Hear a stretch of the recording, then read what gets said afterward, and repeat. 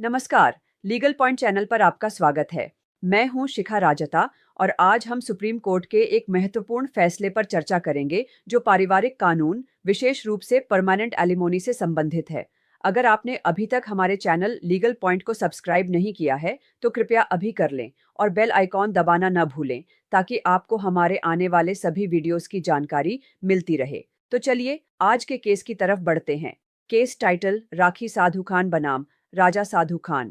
Case number civil appeal number 1209 of दोथी चौर्चीज और इसके साथ contempt petition C number 857 2024। Date of decision 29 May 2025। Name of जजेस माननीय जस्टिस विक्रमनाथ और माननीय जस्टिस संदीप मेहता। यह मामला अपेलेंट पत्नी और रिस्पोंडेंट पति के बीच का है। इनकी शादी 18 जून 1997 को हुई थी और इनका एक बेटा भी है जिसका जन्म 5 अगस्त 1998 को हुआ था। जुलाई 2008 में पति ने स्पेशल मैरिज एक्ट के सेक्शन 27 के तहत क्रूअल्टी के आधार पर तलाक के लिए मैट्रिमोनियल सूट दायर किया। इसके बाद पत्नी ने हिंदू मैरिज एक्ट के सेक्शन 24 के तहत अपने और अपने बेटे के लिए इंटरिम मेंटेनेंस की मांग की। ट्रायल कोर्ट ने जनवरी 2010 में पत्नी को 8,000 रुपए प्रतिमाह इंटरिम मेंटेनेंस और 10,000 रुपए लिटिगेशन एक्सपेंसेस के तौर पर देने का आदेश दिया। पत्नी ने कोड ऑफ क्रिमिनल प्रोसीजर के सेक्शन 125 के तहत भी एक मामला दायर किया, जिसमें ट्रायल कोर्ट ने मार्च 2014 में पति को पत्नी को 8,000 रुपए प्रतिमाह और बेटे को 6,000 रुपए प्रतिमाह देने का निर्देश दिया। जनवरी 2016 में ट्रायल कोर्ट ने पति की तलाक की याचिका खारिज कर दी क्योंकि वह क्रूरता साबित नहीं कर पाए। पति ने इसके खिलाफ कैलकाटा हाई कोर्ट में अपील की।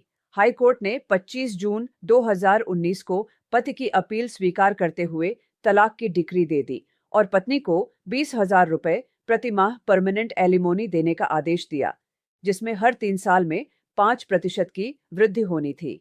हाई कोर्ट ने यह भी निर्देश दिया कि पति उस फ्लैट पर से मॉर्गेज हटाकर उसका टाइटल पत्नी के नाम करेगा जहां वह रह रही थी और बेटे की शिक्षा का खर्च भी देगा। परमानेंट एलिमोनी की इस राशि से असंतुष्ट होकर पत्नी ने सुप्रीम कोर्ट में अपील की। सुप्रीम कोर्ट ने सिर्फ परमानेंट एलिमोनी की राशि बढ़ाने के सवाल पर विचार किया। दोस्तों, यह केस काफी दिलचस्प है और दिखाता है कि कैसे न्यायपालिका पति पत्नी के बीच वित्तीय समझौतों को देखती है, खासकर तलाक के मामलों में। अगर आपको यह जानकारी उपयोगी लग रही है, तो कृपया इस वीडियो को लाइक करें, अपने दोस्तों और परिवार के साथ शेयर करें और कमेंट्स में अपने विचार हमें बताएं। Legal points involved in this case. 1. Guiding factors for enhancement of permanent alimony. Supreme court ने इस बात पर जोर दिया कि परमानेंट एलिमोनी की राशि तय करते समय पति की वर्तमान और पिछली इनकम, उसकी फाइनेंशियल कैपेसिटी को ध्यान में रखा जाना चाहिए।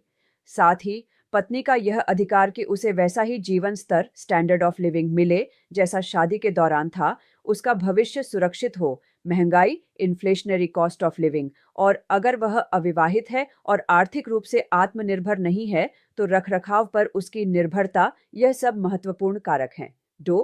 Periodic increase in permanent alimony. Court ने यह भी स्पष्ट किया कि महंगाई और बदलती आर्थिक परिस्थितियों को देखते हुए परमानेंट एलिमोनी में समय समय पर वृद्धि का प्रावधान होना चाहिए। 3. Financial support for adult children. Court ने कहा कि आमतौर पर एक वयस्क बच्चे जो आश्रित नहीं है, उसके लिए पिता पर कोई अनिवार्य वित्तीय सहायता, मैंडेटरी फाइनेंशियल सपोर्ट का दायित्व नहीं होता। इस मामले में बेटा 26 साल का था, इसलिए कोर्ट ने कोई अनिवार्य वित्तीय सहायता का आदेश नहीं दिया, हालांकि पिता स्वेच्छा से मदद कर सकते हैं। 4. Inheritance rights of children. Supreme court ने यह भी स्पष्ट किया कि पति पत्नी के बीच एलिमोनी या मेंटेनेंस के आदेश बच्चों के स्वतंत्र विरासत के अधिकारों, इनहेरिटेंस राइट्स को प्रभावित नहीं करते हैं। सुप्रीम कोर्ट ने पत्नी की अपील को स्वीकार कर लिया। हाई कोर्ट द्वारा तय की गई 20,000 रुपए प्रतिमाह की परमानेंट एलिमोनी को सुप्रीम कोर्ट ने बढ़ाकर 50,000 रुपए प्रतिमाह कर दिया। कोर्ट ने यह भी निर्देश दिया कि इस राशि में हर 2 साल में 5% की वृद्धि होगी, न कि हर 3 साल में जैसा हाई कोर्ट ने कहा था। बेटे के लिए किसी भी अनिवार्य वित्तीय सहायता का निर्देश नहीं दिया गया, लेकिन यह स्पष्ट किया गया कि उसके विरासत के अधिकार अप्रभावित रहेंगे। कंटेम्प्ट पिटीशन का भी इसी के अनुसार निपटारा कर दिया गया। तो यह था राखी साधु खान बनाम राजा साधु खान केस का विस्तृत विश्लेषण। उम्मीद है आपको यह वीडियो पसंद आया होगा और इससे आपके कानूनी ज्ञान में वृद्धि हुई होगी।